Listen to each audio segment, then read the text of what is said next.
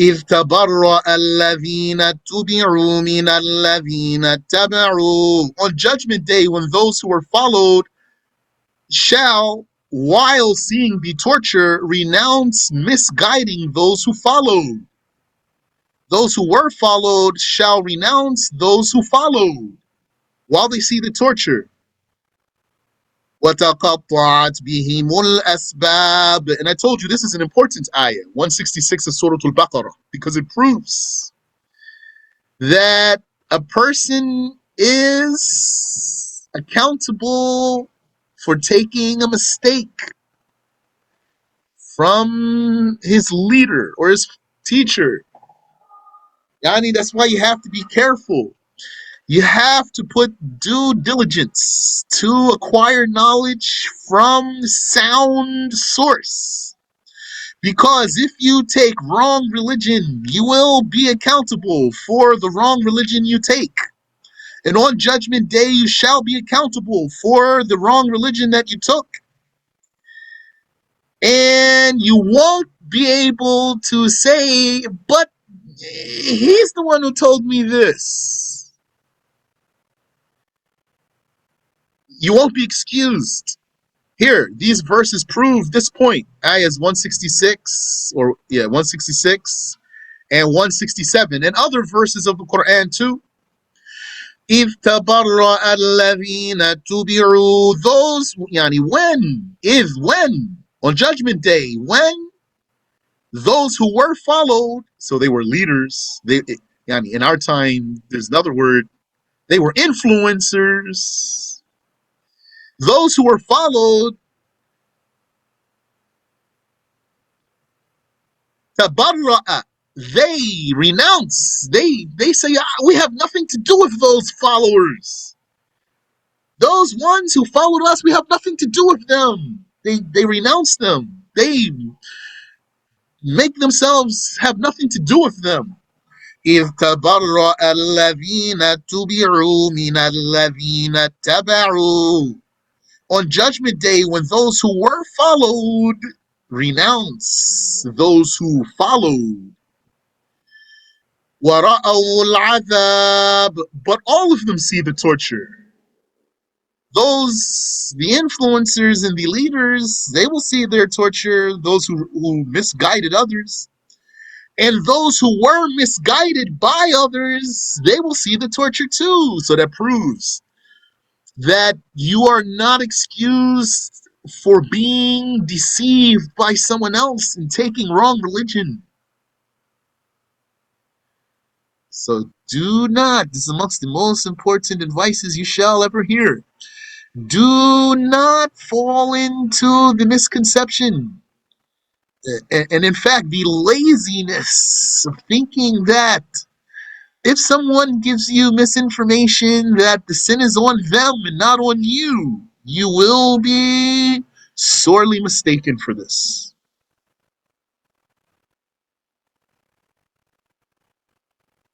So what do you have then? You have a sound mind. Employ your sound mind and ask Allah for guidance so that He can help you. Ask Allah to help you to weed through, to sift through falsehoods so that you arrive at the truth, the pure truth, and have a correct intention.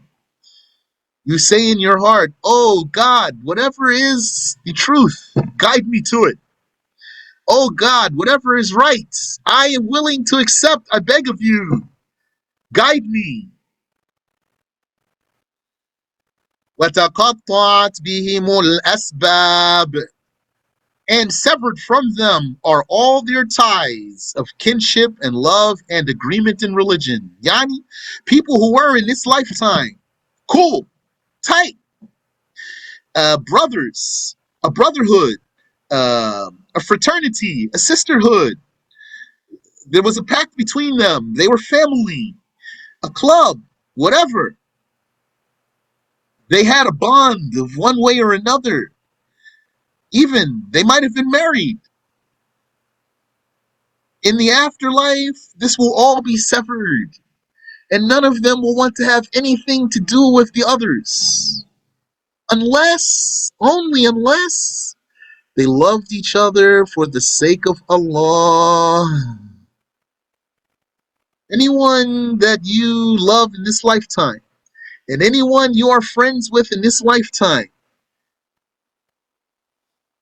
if your love and your friendship is not for the sake of God purely, then in the afterlife you will not love each other and you will not be friends. In another ayah, Allah says,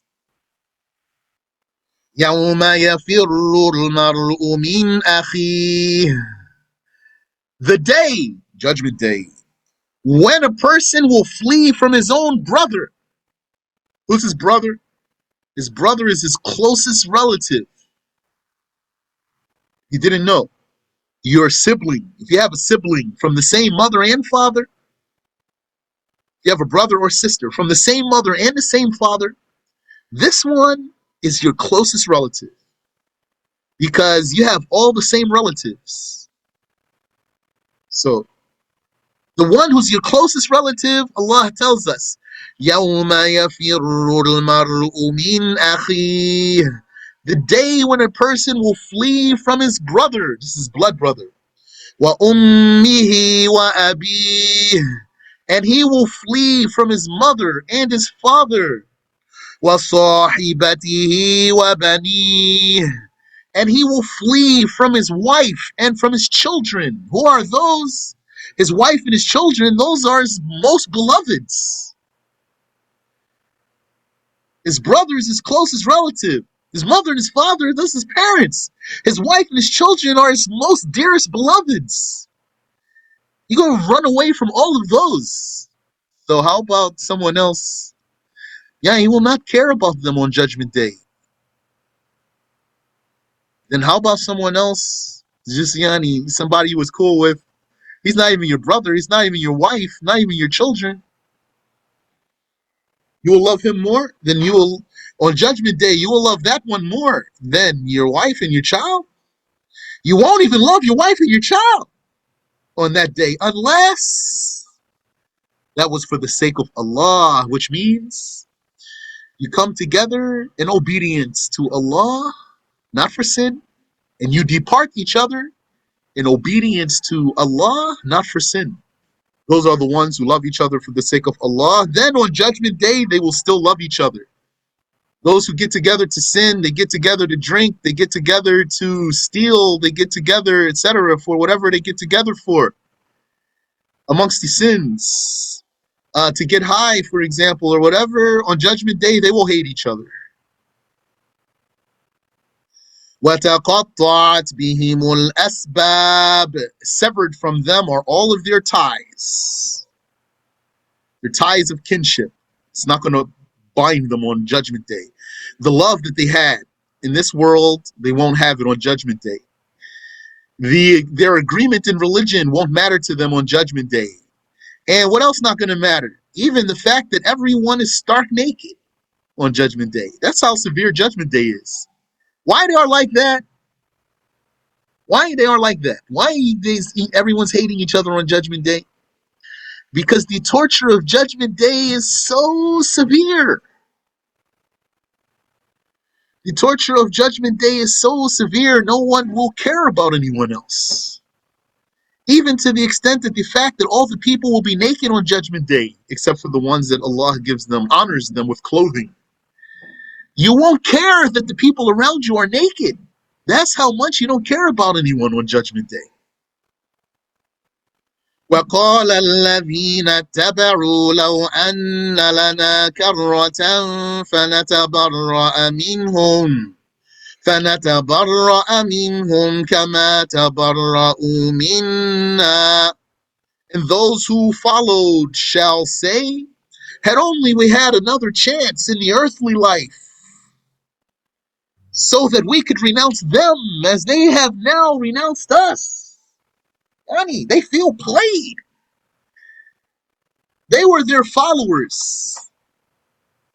Now in this lifetime, being influenced by them, now in this lifetime, and then in the afterlife, they renounce them.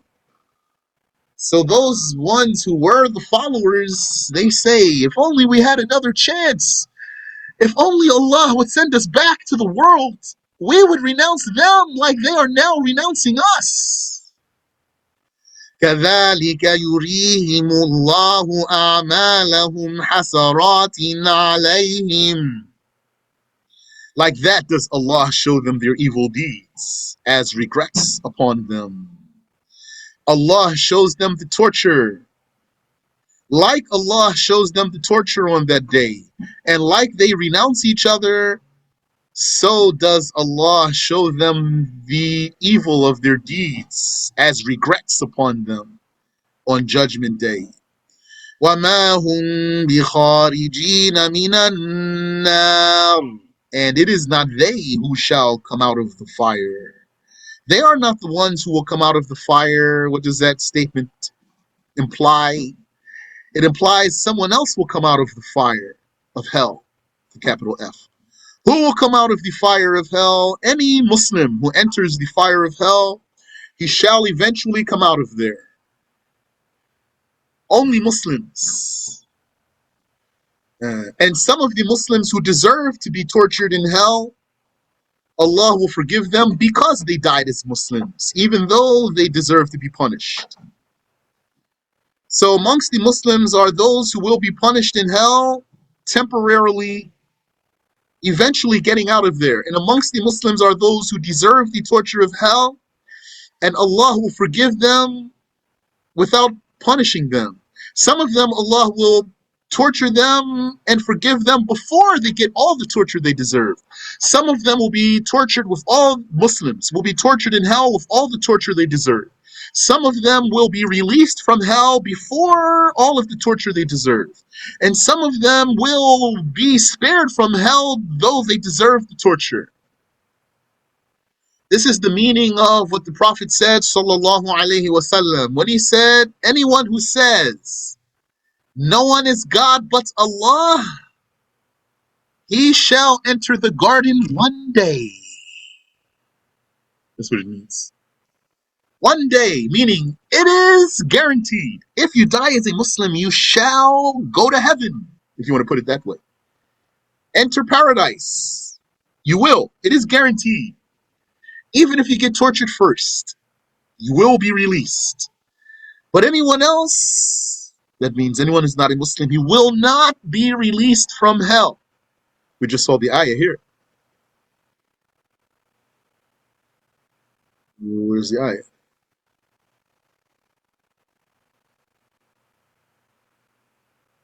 Khalidina fiha, abiding forever in that damnation. They will never come out of hell.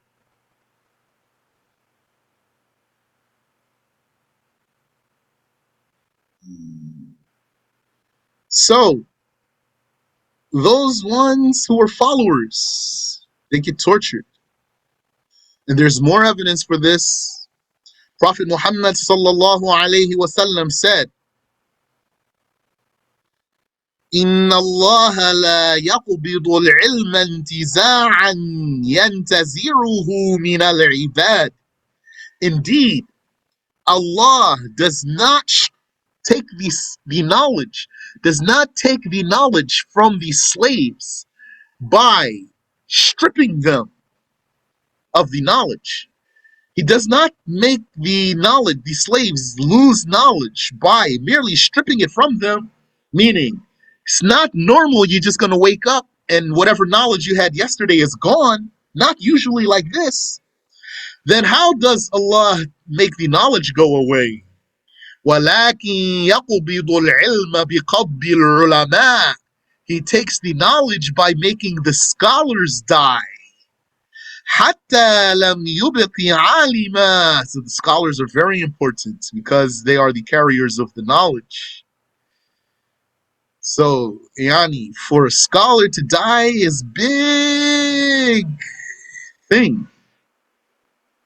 Because then so much knowledge will be gone. He makes the knowledge go away by making the scholars die. حَتَّى لَمْ يُبْقِ عَالِمًا. Until he does not leave a scholar remaining. Then what will happen? اتخذ الناس رؤوسا جهالا. Then the people will take ignorant heads for themselves. Then the people will take on ignorant leaders.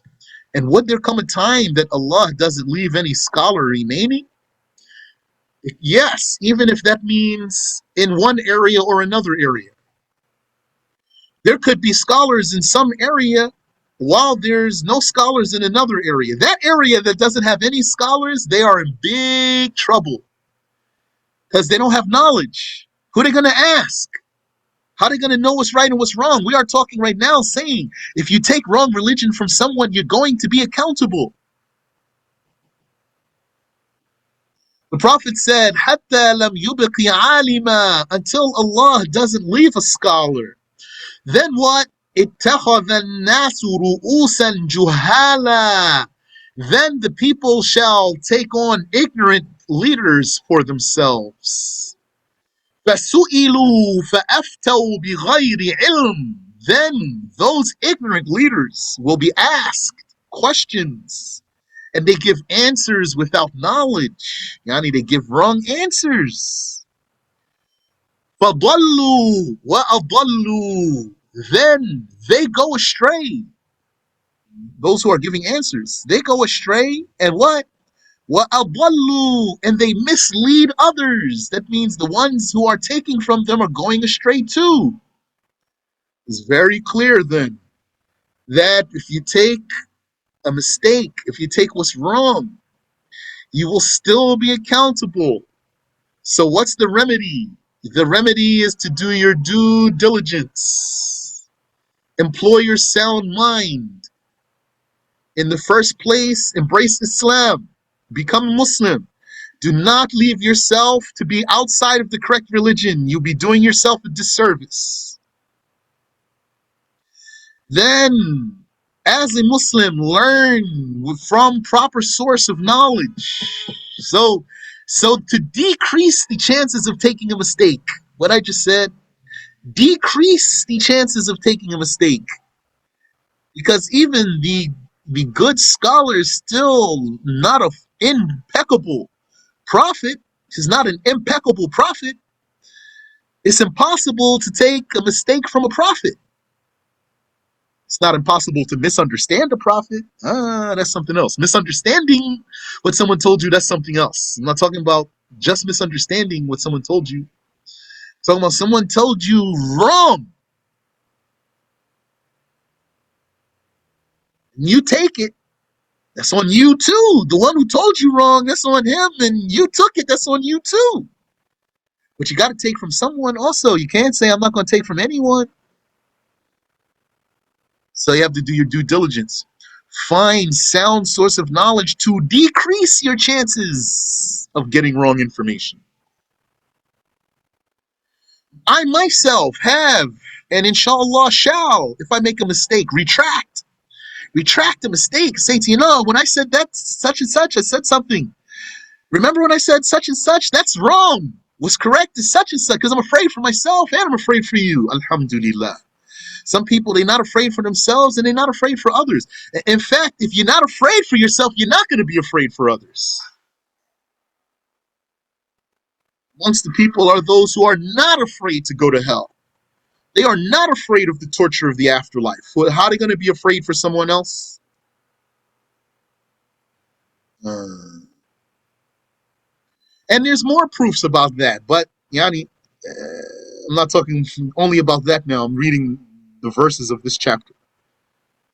But I stopped here for you to emphasize this very important point for you so that you never forget it for all of your life. You must be careful about from where you get your knowledge.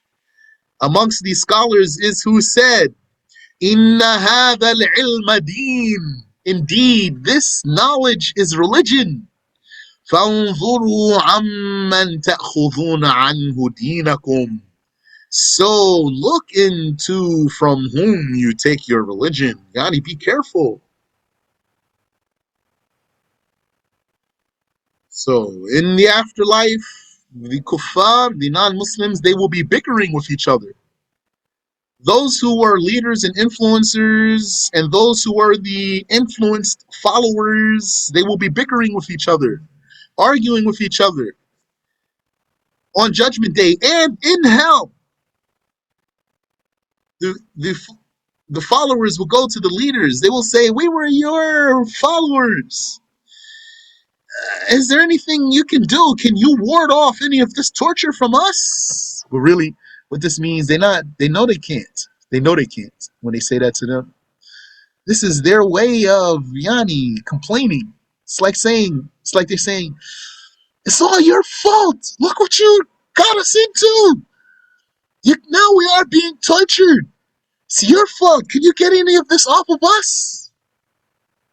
So the leaders will respond and they say, "It's not our fault that you weren't Muslims. You're the ones who chose for yourselves not to be Muslims. Now we're all in this together." That's what Allah told us in the Quran. I would pull up the verses for you, but I want to not jump around too much. And that's how they will be, arguing, bickering with each other. And then even in hell, they will be in hell crowded. And hell is going to be crowded and hot, and they will be on fire, not just in fire, on fire. Their bodies will be much bigger though. Allah will give them new bodies. Or else that hell, that fire of hell would disintegrate their bodies immediately. If the people entered hell with the size our bodies are right now, the extreme power of the fire of hell would disintegrate their bodies instantly. So Allah will give them bigger bodies so that their bodies don't disintegrate instantly.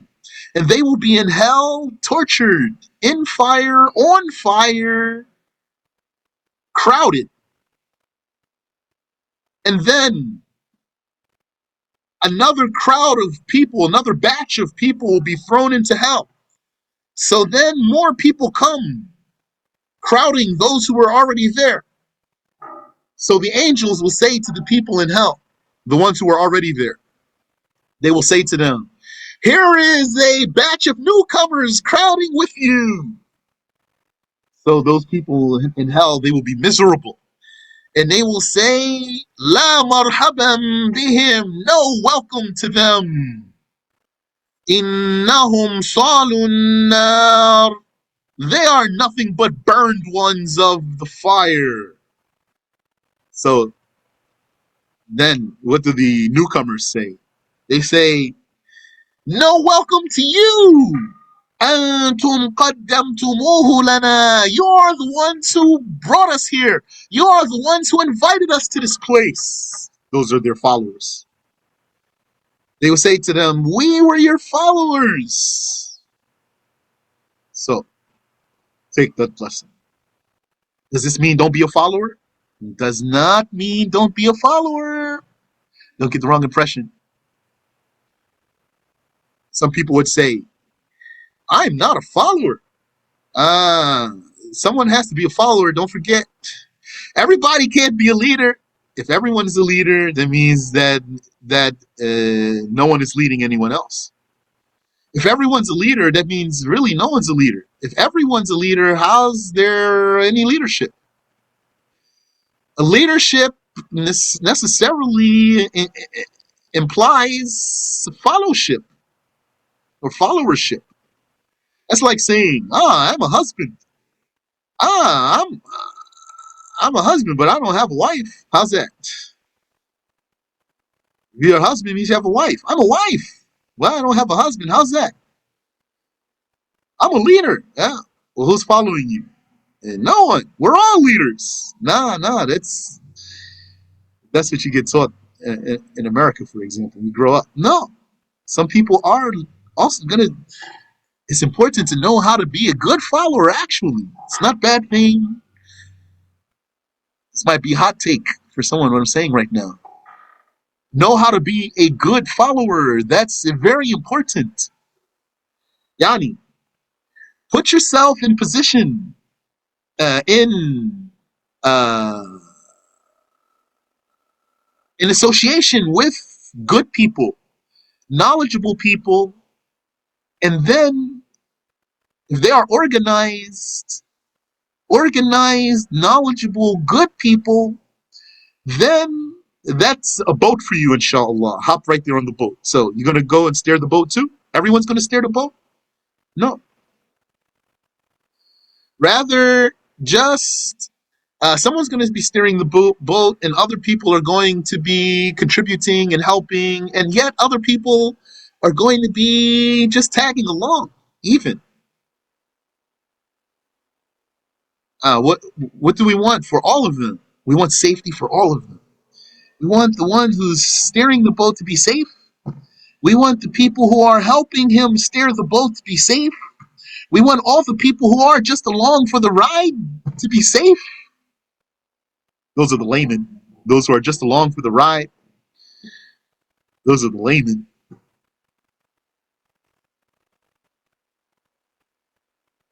Don't be one of those say, I'm out of here. I'm just going to hop overboard. I'll do my own thing. You'll drown. You'll get eaten by the sharks, etc. So don't take away a wrong impression for what I'm saying that don't be a follower. No, it's important to be able to be a good follower. Not blind follower, good follower. I mean by that productive, helpful, like that. Say, for example, what do you need? What can I do? How can I help? That's awesome. That's not a bad thing. Just let me know. Tell me. I'm at your service. That's a good thing, not a bad thing.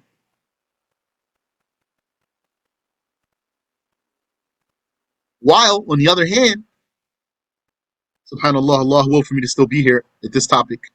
On the other hand, those who seek leadership, the scholar said, those who seek leadership will usually be humiliated. Most of the time, if you seek leadership, you will wind up humiliated. And also, the wise scholars, what did they say? They said, who, what's the word I'm looking for? Who organically becomes a leader? Who is organically is the one who is the leader, the one who was not looking for it. The one who's not searching for the leadership, the one who does not have the aspirations of leadership. He is the one who shall be the head, insha'Allah ta'ala. He tried to make himself a tail, Allah ta'ala will make him a head. Okay, I think we should stop here. Question. Is it true that Allah created this world for or because of Prophet Muhammad? Yes, that's true. It means Allah created this world and made the greatest one in this world, Prophet Muhammad sallallahu alaihi wasallam. So everything that led up to Prophet Muhammad and everything that came after Prophet Muhammad goes back to him, alayhi salatu wasallam. From the creation of Adam and sending the prophets, Noah and Abraham and Moses and Jesus, all of what led up to the advent of Muhammad sallallahu alaihi wasallam was for the advent of Muhammad, and all of what came after him goes back to the advent of Muhammad sallallahu alaihi wa ala alihi wasallam.